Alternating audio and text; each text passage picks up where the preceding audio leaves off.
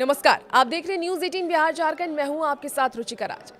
नए साल 2026 की शुरुआत केंद्रीय कर्मचारियों और पेंशनर्स के लिए एक बहुत बड़ी खुशखबरी लेकर के आ रही है। लंबे इंतजार के बाद 1 जनवरी 2026 से 8th पे कमीशन लागू होने जा रहा है।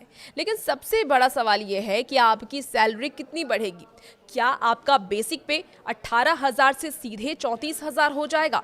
आज के इस वीडियो में हम आंकड़ों और कैलकुलेशन के साथ समझेंगे कि 8th पे कमीशन यानी कि 8वें वेतन आयोग के बाद आपकी इन हैंड सैलरी और पेंशन में कितना उछाल आएगा।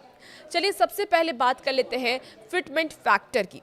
फिटमेंट फैक्टर क्या है और क्यों है ये सबसे अहम। फिटमेंट फैक्टर का कैलकुलेशन भी चलिए हम समझते हैं इस वीडियो में। देखिए, वेतन आयोग में फिटमेंट फैक्टर वो गुणांक होता है जिससे कि मौजूदा बेसिक सैलरी को गुणा कर नई बेसिक सैलरी तय की जाती है। महंगाई के साथ कई अन्य पैमानों के आधार पर इसकी गणना की जाती है। 7th पे कमीशन यानी कि 7वें वेतन आयोग में इसे 2.57 रखा गया था, लेकिन कर्मचारी यूनियनों की अब ये मांग है कि 8th पे कमीशन में इसे बढ़ा करके 3.15 या फिर 3.68 किया जाए।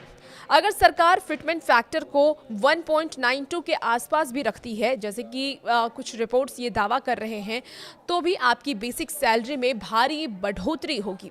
चलिए उदाहरण से भी अब आपको ये समझा देते हैं कैसे बढ़ोतरी होती है।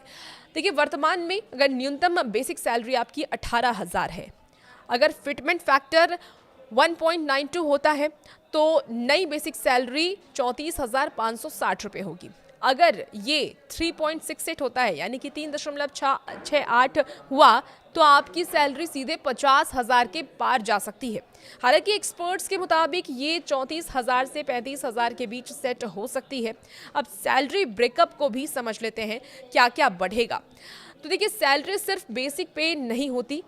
जब बेसिक सैलरी बढ़ती है तो इसका सीधा असर आपके अन्य अनाउंसेस पर भी पड़ता है, जैसे कि डीए, जिसको महंगाई भत्ता भी कहते हैं।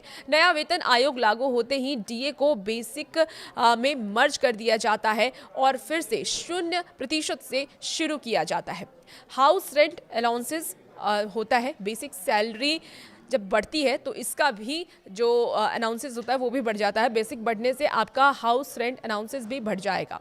देखिए, पेंशनर्स को भी इसका सीधा फायदा मिलने वाला है। 8th पे कमीशन अगर लागू होता है तो सिर्फ नौकरी कर रहे लोगों को इसका फायदा नहीं होगा, बल्कि लाखों पेंशनर्स को भी इसका फायदा मिलने वाला है। उनकी पेंशन में भी लाभ होगा, वृद्धि होगी और उनको भी सीधा फायदा मिलेगा। अब क्यों लागू हो रहा है 8th पे कमीशन, वो भी समझ लेते हैं। देखिए, नियम के अनुसार हर 10 साल में एक नया वेतन आयोग लागू किया जाता है। 7वां वेतन आयोग 2016 में आया था, इसलिए 2026 में 8वां वेतन आयोग नियम के अनुसार लागू होना है। बढ़ती महंगाई और कर्मचारियों की परचेजिंग पावर को बनाए रखने के लिए सरकार वेतन में यह संशोधन करती है। अनुमान है कि इससे लगभग 48 लाख केंद्रीय कर्मचारियों को सीधा फायदा मिलेगा और 67 लाख पेंशन भोगियों को भी इसका सीधा फायदा मिलने वाला है। हालांकि अभी सरकार की ओर से अंतिम नोटिफिकेशन का इंतजार है, लेकिन तैयारी पूरी है। जैसे ही फिटमेंट फैक्टर पर मुहर लगेगी, आपकी सैलरी की तस्वीर साफ हो जाएगी।